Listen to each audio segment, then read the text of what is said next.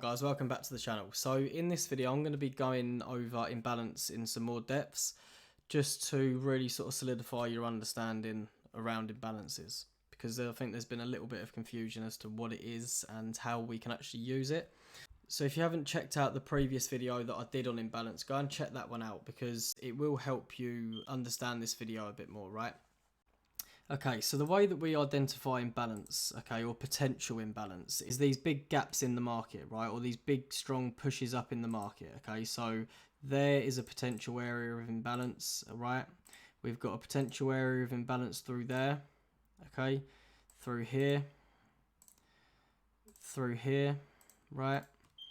The potential area of imbalance through there, right? Potential areas of imbalance through here,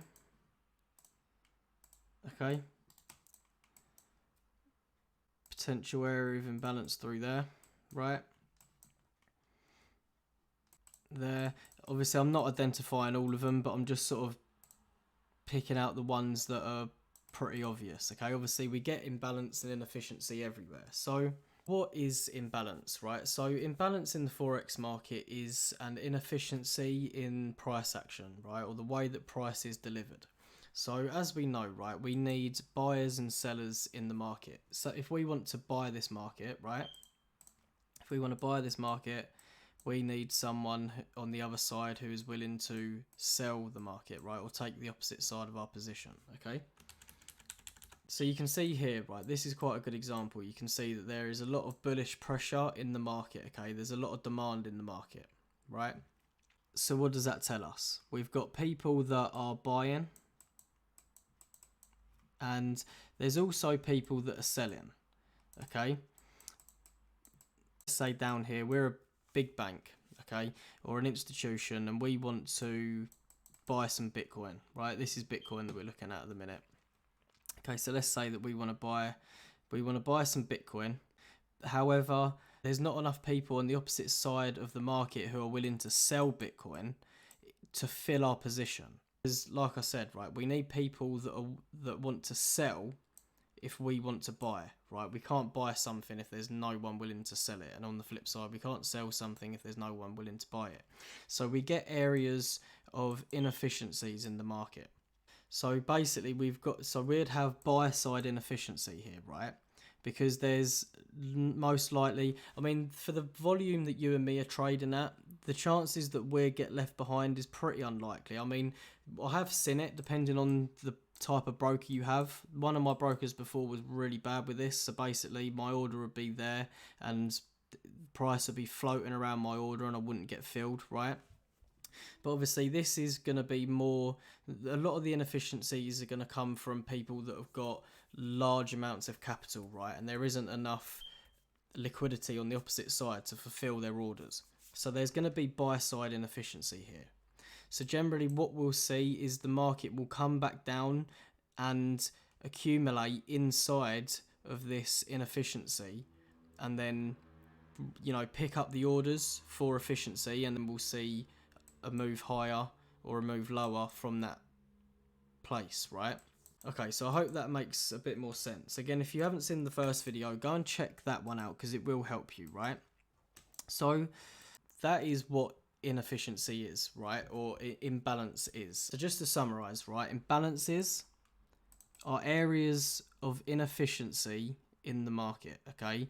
And the inefficiency comes from the price not being delivered equally to the market participants, okay? So we're going to have buyers that have almost missed the boat here, right? Because there isn't enough sellers to meet the demand, okay? That is why the markets move, right? It's supply and demand. So again, if you haven't seen the video that I did on liquidity, explaining what liquidity is, that is going to help you understand the concept of supply and demand and how the markets actually move, you know, in greater depths, right? So we understand what imbalance is, okay? We understand how on a basic level we're going to be identifying it. We're going to pick 3 candles from anywhere, okay? So this is going to be our first one, this is going to be our second one, this is going to be our third one. And then we're going to take the top wick to the bottom wick, right, of the first and the third candle, and that infill there is our inefficiency, okay, where price has just gone bang and ran through, right? It can be any 3 candles, right? Obviously, if the wicks are touching or closed, then the imbalance has most likely been filled. Not all inefficiencies or imbalances necessarily have to get filled, and sometimes an area that you may identify as an area of imbalance on a higher time frame may not necessarily still be an area of imbalance, right? The inefficiency may have been filled. Okay, so on a 1 hour time frame, we have this green candle, right? And we assume that there is an area of imbalance all the way through this candle based on our definition, right? However, if we was to drop down to a lower time frame, we may find that this candle actually looks like this, right? So price has moved up, came back down to fill imbalance, pushed up, came back down to fill imbalance, right? Pushed up, came back down to fill imbalance, okay? So if we just rewind this and just actually have a look and see what happened here, right? So let's drop down to, I don't know, 5 minute, right? So you can see that the market pushed up, came back down, pushed up, came back down, pushed up, came back down, right? If we drop down even further, okay, to a 1 minute, you'll see this even clearer. So if we draw it out, okay, pushed up, filled the imbalance, right? Creating imbalance, pushed up, filled the imbalance, right? Creating some imbalance, pushed up, filled it, right? Pushed up, filled it all the way through there, okay? We pushed up. What did we do? We came back down to fill it, right? We push up. We've got a small area of imbalance through there. Okay. Push up, fill this imbalance. Okay. That larger area that we first identified actually looks a little bit more like this. Okay, so that is our area of imbalance through there, and we got some small imbalance through there potentially, right? Obviously, that may have been filled. So what actually looks like a large area of imbalance on a higher time frame can actually be refined. Okay, so if we go back out to our 1 hour now, right, you can see that area through there, okay, is our new refined area of imbalance, right?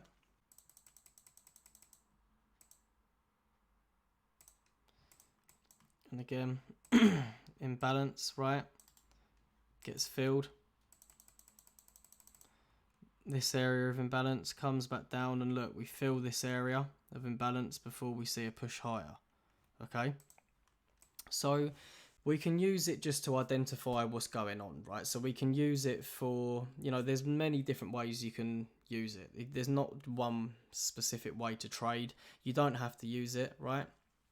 You don't have to do, you can sort of make trading your own. Okay, that's the beauty of it, right? So one thing you could have done is you could have identified this area on the lower time frame and thought, right, if I then get this is like a point of interest for me where price is likely to test and I may see a reaction, right?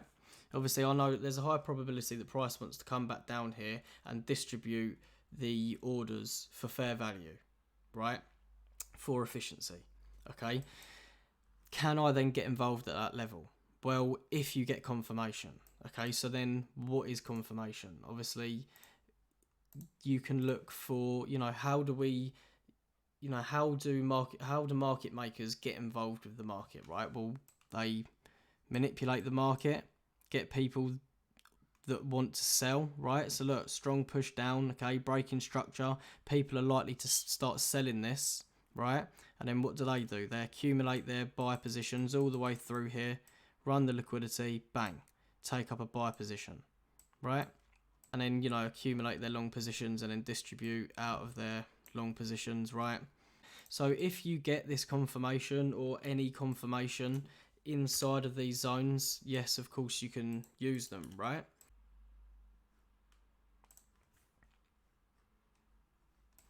Right, we'll drop down to a lower time frame.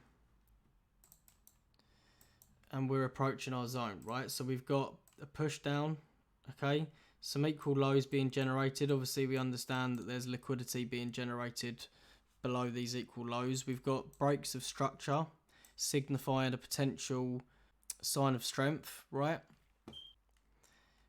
The market has just come down off of a strong bearish run, okay, and then we've started to consolidate, right?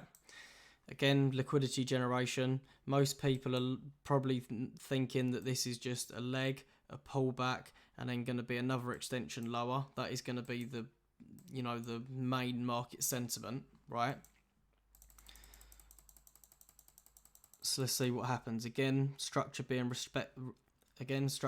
respected. More people then getting involved in the market, right? Thinking that this is likely to hold. Okay, so even more sell orders, even though it's people buying, their stop losses are sells, right?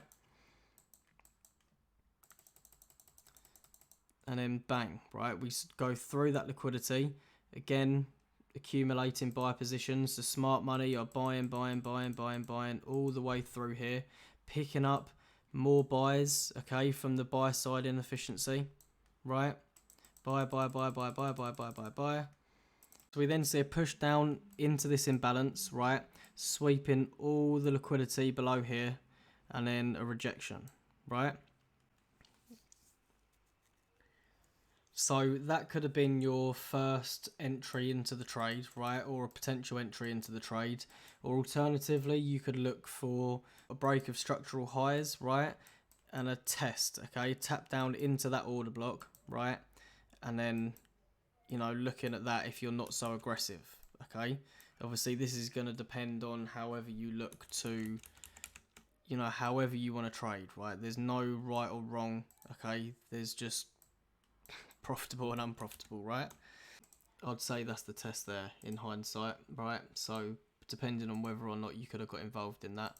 Okay, break of them lows, a strong push down, break above structure, and a retest of that zone. Okay, so you could have potentially identified that. If you was waiting for this and you saw this set up, you could have still got involved, right? But yeah, that's imbalance. And again, not all imbalance has to be filled. Okay, so you can look at it as a potential zone, okay, a potential area of interest, right? Especially if it aligns with other things like an order block or an area of liquidity, right, or an area of structure, right, that you want to see that the prices ran through, okay, and you want to see some manipulation of that structure level and then the push higher, okay. So I wouldn't necessarily use it on its own and just trade purely off of imbalance, but you can use areas of imbalance as a point of interest and then look for some more confirmations in that area, right? To look to get involved in trade entries, right? Or alternatively, you can, on the flip side, look at areas of imbalance for your targets, okay? Pull this here, okay? You can see that we've got an area of imbalance, and then at that area of imbalance, right, what do we get? We get some potential manipulation or some Wyckoff distribution on a lower time frame, and then a mark down. Okay, so that's one place that you could, again, you can look for, your confirmation at your point of interest. Okay. Again, area of imbalance, right? Some potential manipulation on a lower time frame, mark down, right? Area of imbalance, okay, on a higher time frame, on a lower time frame, some manipulation and a markup, right?